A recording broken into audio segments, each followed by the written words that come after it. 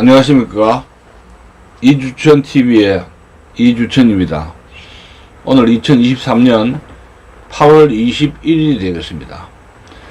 오늘은 미래한국의 논단으로 최강 전 복지부 장관께서 쓰신 촛불난동과 실버혁명이다 라는 이런 그 논단 제목이 있었습니다. 그래서 제가 그 내용이 좋길래 여러분들에게 그 내용 전부를 소개를 해 드리는 시간을 가지겠습니다.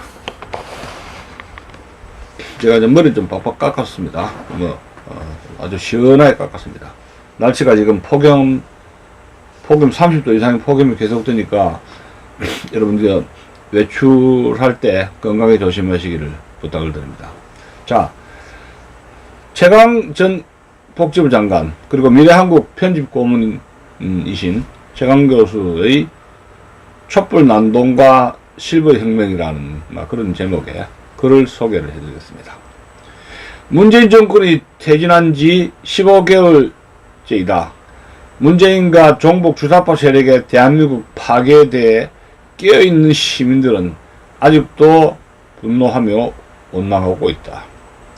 참으로 다행스럽게 그들의 무식과 오만, 방자함이 스스로 자멸의 길을 열어 마침내 국민의 심판을 받아서 좌익에서 우익으로 정권이 교체가 되었다. 2022년 대선은 좌익으로서도 질 수 없었고 우익으로서도 반드시 이겨야 하는 서로 목숨을 걸었던 결전이었다. 그렇죠. 대선에서 우익의 기적적 승리는 백척간두 미중류 위험에 처한 대한민국을 그냥 두고 볼 수 없었던 신의 가호가 가장 큰 요인이라는 것이 필자의 확신이다. 이거 기독 신자가 봐요. 달리 설명할 가설이나 정설이 없지 않는가. 신의 가호로 정권이 교체되었다는 것이 최강 교수의 입장입니다. 앞으로가 문제인데 현재와 미래는 과거의 산물이다. 문재인 세력은 아직도 준동하고 있는데 준동을 넘어 대세를 뒤집어 현 윤석열 정부를 타도하려고 하고 있다. 좌익을 척결하고 대한민국 정치성 확립을 확실히 보장하는 반듯한 체제 교체가 현재와 미래의 과제이다 라는 겁니다. 여기서 최강 교수는 체제 교체를 언급하고 있습니다. 여기서 말하는 체제라는 것은 87 체제, 30년 동안의 민주화 세력이라고 완장찬 그 운동군들 이 87 체제를 교체를 해야 된다 그런 이야기입니다.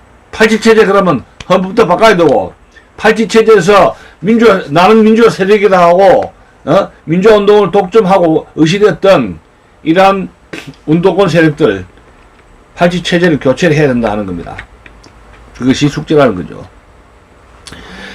이에 본고는 공산주의자 본성에서 문재인의 대한민국 파괴와 민주화 세력들의 반민주적 작태와 촛불난동이라는 두 가지 과거의 과제를 본질적 관점에서 먼저 진단 서술하고 이어서 2022년 대선 승리의 성격과 주역을 짚어 현재와 미래를 위한 대한민국 새 체제 구축의 필요성을 강조하려고 한다는 겁니다. 문재인이 어떻게 대한민국을 파괴했는가 봅시다. 평창 동계올림픽 개식에서 문재인이 신용복을 가장 존경하는 사상가로 말하는 순간 필자는 그가 공산주의자라고 확신했다. 자인은 문재인은 이해하기 힘든 인물이다. 그러나 이를 받아들이면 문재인이가 공산주의자라는 사실을 받아들이면 그의 모든 언행이 저절로 이해된다. 문재인 정권의 최대 공적이 무엇일까? 문재인과 그를 추종하는 종북주사파는 공산주의의 본질이 무엇인지 그리고 공산주의가 나라 전체를 어떻게 파괴할 수 있는지를 짧은 시간에 확실하게 전 국민에게 보여주었다. 공산주의의 본질 자체를 제대로 이해하면 문재인의 가면은 저절로 벗겨진다. 공산주의의 본질은 증오와 각종 부패한 물질로 구성된 하나의 사악한 유령이다. 우리나라의 공산주의자들은 물론 전 세계 공산주의자들의 목적을 한마디로 요약한다면 자신들의 허황된 유토피아를 위해 인류의 지혜가 축적된 모든 양식과 제도를 철저히 파괴하는 것이다.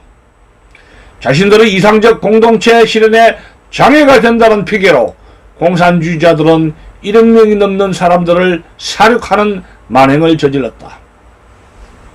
공산주의자들은 민주를 부르짖었으나 독재와 폭정을 일삼았고 평등을 강조했으나 불평등을 심화시켰다. 사랑을 내세웠으나 증오를 부추겼고 이기는 전쟁보다 더러운 평화가 낫다며 평화 타령을 외쳤으나 전쟁을 막는 국방을 망가뜨려버렸다. 자유와 해방을 약속했으나 예정과 구속을 선사했고 진보를 강조했으나 결과는 늘 처참한 태보였다. 화해를 강조했으나 사회 구성원을 각기 다른 계층으로 구분 이간질시켜 갈등을 유발하기 일쑤였다. 자본주의의 멸망을 논했으나 지구상에서 사회주의가 먼저 사라졌고 유토피아를 약속했으나 세상을 지옥으로 만들었다. 문재인이 한 번도 경험하지 못한 나라를 만들겠다고 장담했으나 결과는 한 번도 꿈꾸보지도 못한 악몽이었다. 우리나라의 경우 진보는 줄곧 공산주의를 상징하는 언어로 사용됐다. 진보운동은 공산주의 운동을 가리키고 진보지식인은 친공산주의자 혹은 아예 지하공산당원을 가리킨다. 이런 원래 빨갱이 좌파가 실체임에도 진보주의자로 위장했을 뿐이다. 문재인 정권 5년 동안의 통치 행위에서 진보주의자들의 실체가 이제 만천하에 드러나게 되었다. 자, 두 번째, 민주화 세력들의 반민주적 작태. 한국 민주화를 특정 세력들이 자신들의 전유물로 인식하고 있는데 이는 참으로 잘못된 것인 동시에 큰 문제이다. 맞습니다. 자기 운동군들이 민주화 운동을 자기의 전유물로 생각하고 있는 거예요. 자, 한국 민주화는 각기 다른 시점에서 많은 다른 집단이나 사람에 의해 진행된 것이다. 80년대 민주화 세력의 기여 수준은 일반적으로 인식되는 것보다 훨씬 낮다는 것이 필자의 판단이다. 외형만 관찰하면 한국에서의 민주화는 네 시점에서 진행되었다. 첫 번째, 건국한 시점인 1948년. 두 번째는 4.19 민주혁명이 발생했던 1960년. 세 번째는 5.16 이후 2년이 지속된 군정이 마감되는 1963년. 그리고 네 번째는 6월 항쟁에 뒤이어 6.29 선언이 발표된 1987년 등 네 가지 시점이었다. 대한민국의 민주화는 이승만 대통령이 1등 공신임을 일반 국민은 물론 전문가들도 인지하고 있지 못하다. 이승만 대통령을 중심으로 자유민주주의 헌법을 기초로 해서 대한민국을 건국한 자체가 우리의 5천년 역사에서 첫 초석이고 가장 큰 민주화 작업이었다. 인류 역사에서 공산주의가 정점에 달했던 2차 세계대전 직후의 그 극심한 혼란 속에서 자유민주주의 국가를 수립한 위협이 없었다면 1980년대 민주화가 과연 가능했겠는가?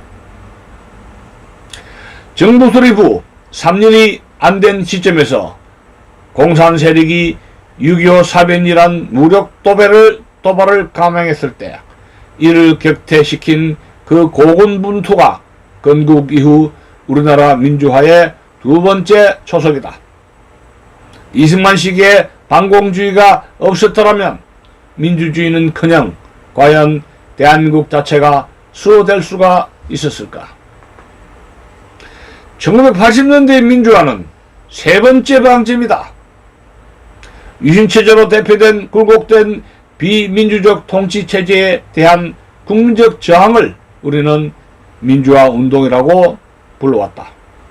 이 과정에서 닭장과 철창을 오간 사람들을 민주화 투사라고 부르며 이들이 민주화의 주역이라고들 생각한다.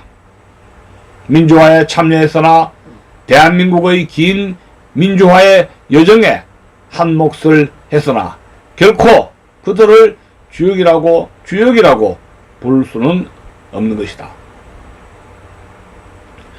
1987년 체제의 담론 주제는 민주화였는데 좌익들이 이를 민중민주화로 이해하고 민족 공조를 추구하면서 광범위하게 구축한 진지를 기반으로 과감한 기동전을 펼쳐서 이명박 대통령을 무력화시킨 후 박근혜 대통령을 탄핵하여 문재인 정권을 탄생시키기에 이르렀다.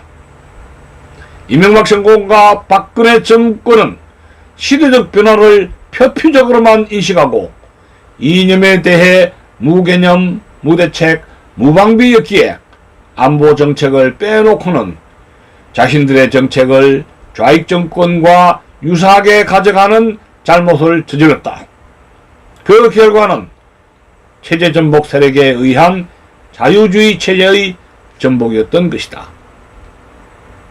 세 번째, 2022년 대선 승리. 민주주의에 대해 우리나라에서의 가장 큰 문제는 민주주의를 지고지선의 제도, 하나의 절대적 가치로 신격화하여 숭앙한다는 것이다. 이 참 큰 문제예요. 민주주의라면 절대선으로 충항한다는 겁니다. 그러다 보니 그래서 우리는 우리나라 특유의 민주주의에 한심한 두 가지 민낯과 접하게 된다. 첫 번째 민낯은 촛불난동을 촛불혁명이나 민주혁명이라고 우기는 것이다. 문재인은 촛불혁명에 의해 자신이 대통령이 되었음을 숨기지 않았으며 해외 순방에서 자랑거리로 일삼았다. 프랑스 마크롱 대통령과의 면담에서 프랑스 혁명과 촛불혁명이 같은 것이라고 주장했을 때 핀잔을 톡톡히 받은 것으로 알려져 있다. 이 나라 개망신시킨 거예요. 문재인의 세계사 인식이 세계사에 대한 무식을 드러냈죠. 어떻게 해서 프랑스 혁명과 촛불혁명이 같다고 할 수 있어요? 촛불혁명, 이 촛불은 이건 구태타고 체제 전복 성격을 가지고 있는 민주주의였는데 봉고 낭샹 레짐을 무너뜨린 프랑스 혁명이 어찌 같단 말이에요. 그렇게 문재인이가 무식한 사람이에요. 법만 하면 다야? 법대만 나오면 다고 고시파스만 하면 다야? 역사를 몰라서 대통령이 돼서 나라를 망친 게 문재인 아닙니까? 그 지금 국민들은 뭐야? 반성해야 돼 우리가. 박근혜 대통령 왜 탄핵됐어요? 반성해야 돼요. 촛불이 왜 나왔어? 뭣도 모르고 와봐 나온 거 아니야? 부산 영도다리에서 정치 괴물이 나올 줄은 누가 생각했겠습니까?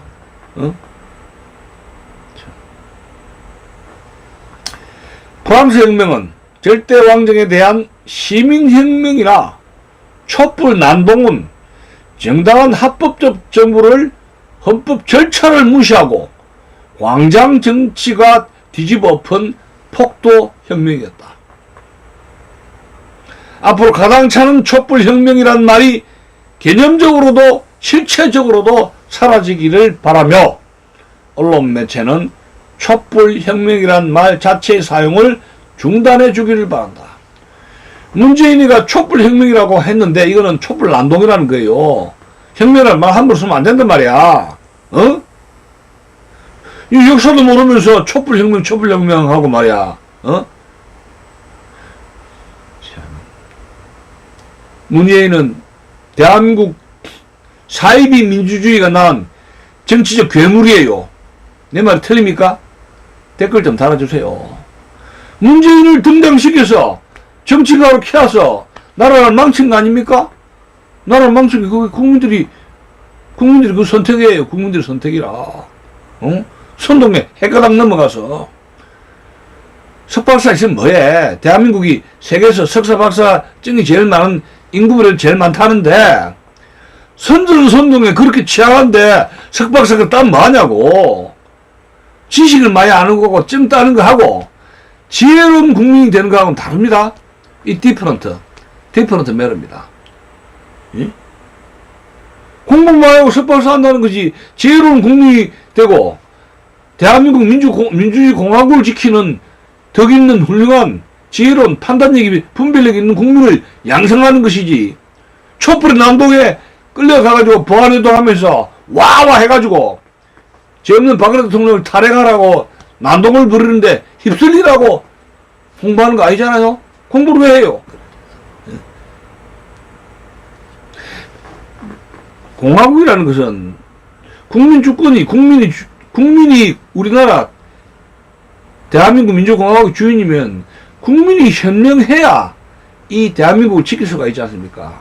국민 개인이 현명하게 된다는 건 참 어려운 작업이에요. 그 교육이 망가졌잖아요. 국민학 교사가 자살하고 초등학교 교사가 자살하는 거는 교육이 망가졌다는 거예요. 스마트폰 틀고 있고 수업은 안 듣는데 그럼 야단 안 치고 그러면 호호호 하면서 오야오야 하면서 수업을 해야 됩니까? 저도 대학교 강의할 때 학생들 자고 스마트폰 켜고 수업 안 들어서 학생들 집중시키는데 애먹었어요. 그런 시간이 10분 걸려. 매 시간마다 학생들에게 잔소리 5분, 10분씩 이렇게 잔소리한다 생각해보세요. 스마트폰 꺼라, 자지 마라, 이렇게 잔소리하는 것이 50분 중에서 10분 그 시간 생각해봐요. 얼마나 시간 낭비인가. 그 대한민국 교육 현장이 지금 이렇단 말이에요. 드라마 한번 보세요. 드라마. 애 낳았는데 그 애 놓고, 내 자식이다, 네 자식이다, 자식 빼들기 경쟁을 하지 않나. 그 대화를 보세요. 볼 게 있는가. 그것도 시어머니가 개입해가지고 그런 대화며 역사성이 전혀 없어요. 대한민국 현재 어떤 문제에 처해 있는가? 국민들이 어떻게 정신 차려야 되는가? 어떤 해법이 있는가? 국민들이 어떻게 해야 되는가에 대해서 오늘날 드라마가 제시하는 게 있습니까? 없어요. 아무것도. 쥐고 먹고 여자 남자끼리 대들고 뺑소니 차, 불륜, 막대 들고 악을 쓰면서 연기가 아니라 악수는 연기. 아침부터 저녁까지 여자들의 악을 바락바락 쓰고 그런 드라마를 보고 있어요. 정신이 황폐해지는 거예요. 그런 드라마 보면은. 대한민국 지금 어떤 위기에 있는가? 우크라이나 전쟁에 처해서, 북핵 위기에 처해서, 남북한이 지금 무기를 판다고, 지금 폴란드라든가 우크라이나 전쟁을 하면 이게 3차 대전이 일어날 수가 있단 말이야. 그러면 이 자세를 어떻게 가져야 되느냐? 중국도 지금 경제적으로 굉장히 어렵잖아요, 지금. 그럼 드라마라든가 방송이 어떤 시사적인 걸 줘야 되는데, 막 지고 여자끼리, 남자끼리 죽고 죽이고 지지고 뽑고 기업을 탈취하러 마라. 사기하고, 사기 행각 버리고 어떻게 기업을 탈취를 할까? 그런 못된 것만 대화했는데, 그 드라마가 버젓이, 방통위원장이 검열도 안 하고 버젓이 지금 유포되고 있어요. 그런 것이 한두 개가 아닙니다. 그 드라마. 왜? 시청률을 올리겠다는데, 시청률을. 국민들이 황폐해지는 걸 생각하고 시청률을 올리겠다는 거예요. 왜? 그것이 광고 수익이고 돈이 되니까. 방통위는 뭐 하는 거예요? 응? 지금 이 나라가 어떤 문제에 처했는가를 드라마에서 PD가 제시를 해줘야 될 거 아니야? 응? 채널이 200개, 300개 있으면 뭐합니까? 볼 게 하나도 없는데. 좀 교양있고 유식한 건 안 본단 말이에요. 유튜브도 그러고. 응? 뭐 이야기하다가 좀 엉뚱한 데 빠졌습니다만 죄송합니다. 이 참 박근혜 대통령 탄핵에서 민주주의가 설친 거 보면 가관이야 참. 응? 지금 문재인이가 양산에서 책방 차리고 허허 해가지고 체제를 파괴한 인물인데 잘 먹고 잘 살고 있어요. 이 현실을 어떻게 해야 되느냐 고민해야 돼요. 이런 현실. 다시 또 후기자들 이렇게 해가지고 윤석열 정부 뒤집자고 할 거 아니에요. 후쿠시마 오염수? 후쿠시마가 정화가 되면 그게 정화수가 되지 어떻게 그게 오염수가 됩니까? 후쿠시마 오염수 선동해가지고 2008년 광우병처럼 한일각에 파탄 내자? 그리고 정권 뒤집자? 그걸 빌밀해가지고 이명박은 윤석열은 친일파다 해가지고 그걸 모래학으로 뒤집어 씌워가지고 정권을 더 뒤집겠다? 그 국민들 속 안 넘어갈 거예요? 후쿠시마 오염수 먹고 병 걸린 사람 나와봐라 그래요. 일본 문제를 가지고 죽창가를 해가지고 선동해서 어떻게 하겠다는 거야? 넘어가는 사람이 바보야. 그게 천지지. 기가 참.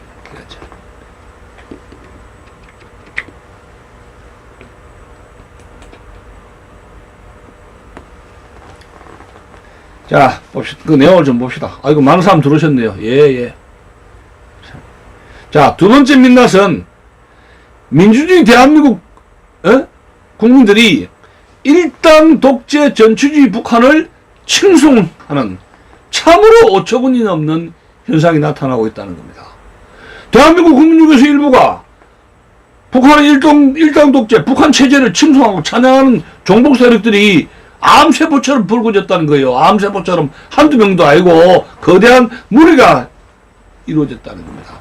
북한 주체사상을 찬양하는 종북주의 세력들이 감옥에 가야 될 사람들이 길거리에서 으쌰으쌰하고 나타나는 거예요. 국정원은 우두커니 있고 나라가 이 정도 되는 거예요. 이 지구상의 어느 나라 국민이 자유민주주의 국가에 살면서 일당 독재 공산주의 전체주의를 찬양하는 경우가 있는가 하는 거예요. 제 은사였던 강만규 교수, 남북한의 협상에 의해서 평화통일하자 은근히 북한 체제를 비호하고 있어요. 6월 23일 사망하셨는데 제 고려대학교 은사입니다. 근데 제가 역사 교수로서 이렇게 보니까 강만규 교수의 역사인식론 사기성이 많아요. 국민을 속인 거예요. 근데 북한하고 싸우지 말라는 거예요. 방공노선 포기하라는 겁니다. 자유민주 체제의 이 방패가 자유민주주의 체제를 지키려면은 방공노선을 천명을 해야 되는데 방공노선 천명하지 마라. 방공노선을 주장하는 사람들은 누구라 해? 냉전 세력으로 해가지고 공격을 했습니다. 제 선생님 강만희 교수가. 그건 북한 체제를 옹호한 거예요. 북한은 20분 넘어 들어가나라 했는데 북한 체제에 대해서는 아무 말도 안 합니다. 북한 핵 문제? 북한 핵은 미국이 자극하기 때문에 어쩔 수 없이 핵 개발했다 이런 식이에요. 그리고 한미 훈련을 하기 때문에 북한을 자극하기 때문에 자유적으로 북한이 핵을 가지고 있으니까 한미 한일 북미 평화협정 체결하라 있다고 소리했어요. 이런 역사가들이 레닌의 쓸모있는 바보가 쓸모있는 바보가 된 거예요. 레닌의 쓸모있는 바보가 대한민국 지식인들이. 그럼 제가 한때 존경했던 스승이지만 우두커니 허허허 예예 지당한 말씀입니다 하고 제 스승이라고 그냥 입 딱 다물고 충성 예예 맞습니다 이래 해야 됩니까? 전 그래 못해요. 틀린 거기 때문에 스승이 아니라 아버지라든지 할아버지라도 틀린 건 틀린 거예요. 저도 공부한 게 있잖아요. 공부한 게 있는데 틀린데 그거 어떡하란 말이야. 참 기가 차입니다. 기가 차. 그러니까 이 좌익혁명 세력을 민주화운동 세력이라 해가지고 이렇게 방방 띄워주니까 이 주사파 운동권들이 간땡이가 보아가지고 30년 동안 나라를 아작을 냈어요. 그 뒤안길에는 강만길 역사학이 운동권 세력을 비호한 게 있어요. 이게 역사가 똑바로 정신 차려 해야 돼. 역사를 참 기가 찹니다. 기가 차. 자, 더 보겠습니다. 민주화 운동을 했다고 돈을 받아 챙기는 그리고 대한민국의 정체성을 부인하면서 국가 유공자가 되는 희극은 도대체 무엇인가? 명예를 금전과 취한하면서 명예를 스스로 훼손하는 사례가 지구상 어느 나라에 있었는가? 참 기가 찹니다. 민주운동하면서 돈을 챙겼다는 거예요. 근데 이것이 진짜인지 가짜인지 알 수가 없어요. 공개하라니까 공개도 안 하고, 법으로 딱 공개 못 하겠다. 개인의 정보, 개인 정보에 해당하기 때문에 법원은 공개할 수가 없다. 국가 세금으로 보상해 주는데, 유공자가 주는데, 법원이 개인의 명예에 해당한 정보, 개인 정보에 해당하기 때문에 공개 못 한다 해가지고, 10년 이상 공개를 안 하고 있어요. 근데 누가 누군지 알 수가 없어요. 왜? 저 사람이 유공자인지 알 수가 없다는 겁니다. 한 달에 2, 300명 타잖아요. 국군들, 월남전 참전 용사들 얼마 탑니까? 돈 100도 못 하잖아요.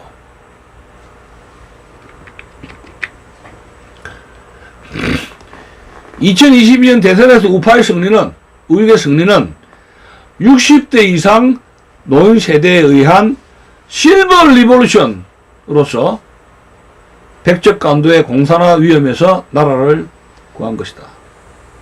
이 실버 혁명은 세계사적으로 유례가 없는 명예로운 무혈 혁명으로 부패와 장기 집권에 저항한 4.19 학생 혁명보다도 더 큰 의미를 부여함이 마땅할 것이라는 것이 최강 교수의 지적입니다.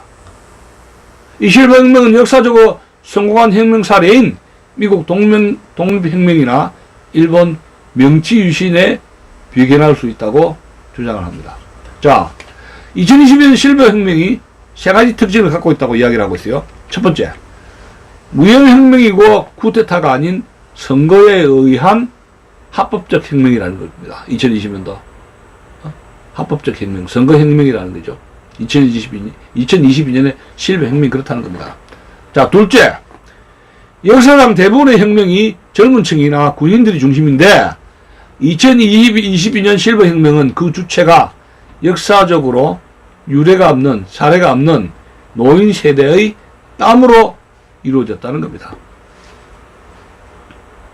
셋째, 역사상 대부분의 혁명은 자신들의 이익을 위해 일어난 것이었으나 지난 대선에서의 실버 혁명은 스스로의 이익보다는 다음 세대들의 미래를 위해 일어난 역사상 보기 힘든 이타적 혁명이었다는 것입니다. 여러분 동의하십니까? 동의하시면 댓글 좀 써주세요. 자, 네 번째. 나라를 구한 큰 변혁이 발생했으나 그 변혁에 지도자급 주도 세력이 없었고 그 결과로 변혁 후 나라를 끌고 갈 구상이 전혀 제시되지 않았다는 겁니다. 지도자가 없었고 변혁 후 나라를 이끌어갈 구상, 플랫폼이라 그러죠. 구상이 제시된 적이 없다 하는 겁니다. 이번 실버 혁명은 오늘 현재로 절반의 성공밖에 하지 못한 절반의 성공혁명입니다. 실버 혁명 세력이 마음에 둔 것은 정권 교체 그리고 체제 교체라는 두 가지 기둥인데 지금까지 정권 교체 한 기둥밖에 달성하지 못했기 때문이죠. 대선 당시 어느 우파 우익 후보도 체제 교체를 위한 공약을 제시하지 않았었고 대통령으로 취임한 지 15개월이 지난 이 시점에도 체제 교체와 관련해서 제대로 된 인식을 찾아볼 수 없을 뿐만 아니라 어느 세력에 의해서도 체제 교체와 관련된 체계적인 종합적 방안을 제시한 바가 전혀 없습니다. 체제 교체를 위한 플랫폼은 아직 나오지 않았다. 그런 이야기입니다. 자, 세 번째. 새 체제 설계와 새 경기 규칙의 마련이 필요하다는 겁니다. 자, 김대중 노무현 문재인으로 대표되는 좌익 15년의 집권 결과로 대한민국 전체가 좌파 12년, 김대중, 노무현, 문재인 3호 15년이네요. 15년 집권 결과로 대한민국 전체가 철저하게 파괴되었다. 좌익에 의해서 국민의 정신과 영혼까지도 무참하게 파괴된 상태라면 지나친 주장입니까? 2020년 대선의 핵심은 좌익 우익 세력 간 단순한 정권 교체가 아니고 대한민국의 명운이 달려있는 체제 교체를 명실상부하게 해낼 수 있는 기초가 마련된 것이었습니다. 대선 기간 중에 체제 교체라는 말이 나오긴 했으나 안타깝게도 새 정부의 탄생 과정에서는 물론 집권 후 15개월이 지난 현재까지도 체제 교체라는 말 자체가 크게 부각되지는 않고 있다는 겁니다. 대한민국을 망친 1987년 체제를 극복하고 대한민국을 바로 세우는 새로운 체제, 그건 87체제 다음의 체제입니다. 87체제를 뛰어넘는 뉴 체제, 그런 새로운 체제를 구상하려면 새로운 담론이 필요한데 그것은 자유와 담론이라 하는 겁니다. 자, 국정운영의 기본 축을 주사파 척결과 기울어진 운동장 바로 세우기로 설정하고 특히 집권 초기에 총력 매진을 해야 하는 건 당연합니다. 체제 교체의 길이 결코 쉽지 않을 것이나 체제 교체를 제대로 이뤄내지 못하면 다시 좌익이 난동해서 집권하는 비극적 사태가 초래될 수도 있다는 겁니다. 이제 더 이상 민주주의라는 이름으로 민주주의를 파괴하지 말자는 겁니다. 민주주의라는 이름으로 자유민주주의를 체제를 파괴하려고 앞장선 게 그게 문재인 아닙니까? 오늘 우리 사회에서 가장 중요하게 추구해야 할 정책 가치는 자유이지 민주주의가 아닙니다. 민주정치 체제의 본질과 정당성에 대해서 기본에서부터 다시 논의를 시작할 필요가 있다는 겁니다. 자유를 바탕으로 대한민국 운영의 정치 체제와 경제 체제의 기본 규칙을 확실히 만들어야 한다는 겁니다. 새로운 기본 규칙에 따라서 정치 체제라든가 경제 체제가 다시 설계되고 실행될 때 실버 혁명은 완성이 되고 대한민국은 제2의 건국으로 다시 태어날 것이다 하는 것이 이번 미래 한국에서 이 최강 교수님의 논단 내용이었습니다. 2023년 8월 9일자 논단 최강 교수의 촛불 난동과 실버 혁명에 대한 내용을 여러분 내용이 상당히 귀중한 논문이기 때문에 여러분들에게 소개를 해드렸습니다. 단순한 정권 교체가 아니라 윤석열 정부가 정신을 차리고 어떤 문제의식을 가져야 되는 것이 무너진 운동장 바로 세우자, 국가 정상화하자, 그런 것을 제대로 구상하려면 뉴 플랫폼 87체제 동안 35년 동안에 나라가 완전히 이 소위 87헌법 87체제가 나라가 완전히 망가졌다는 겁니다. 그 망가진 건 뭐예요? 자유민주주의 체제가 완전히 망가지는 것이 87체제였다면 이 87체제를 극복하고 뉴 체제, 새로운 체제로 가야 된다는 겁니다. 저도 여기 동의합니다. 이제 87체제는 문을 닫아야 돼요. 그럼 포스트 87체제 이후는 어떤 체제냐, 이런 새로운 담론이 있어야 되는데 최강 교수님은 여기서 뭐라 하냐면은 자유화를 위한 담론이다 하는 건데, 저는 거기에서 자유화라는 담론에서 이 자유를 무너뜨리는 전체주의 국가의 그 실체를 폭로하기 위해서는 특히 그 공산주의 문제, 공산주의 문제에 대한 어떤 처절한 인식이 있어야 되지 않는가. 자유민주주의 체제는 반공 노선과 밀접하게 연결되어 있어요. 윤석열 대통령이 자유 하는 것이 그 자유를 파괴하는 세력이 누구냐? 그 실체와 싸워야 된다는 말입니다. 그 자유를 파괴하는 세력의 실체를 알려야 되고, 그 자유민주주의 체제를 파괴하는 그런 세력에 대한 대항하는 이데올로기가 이론적으로 만들어져야 되는 것이죠. 오늘 이야기는 여기서 그치겠습니다. 자, 여러분 어떻게 생각하시는지 댓글로 남겨주시길 부탁합니다. 자, 감사합니다.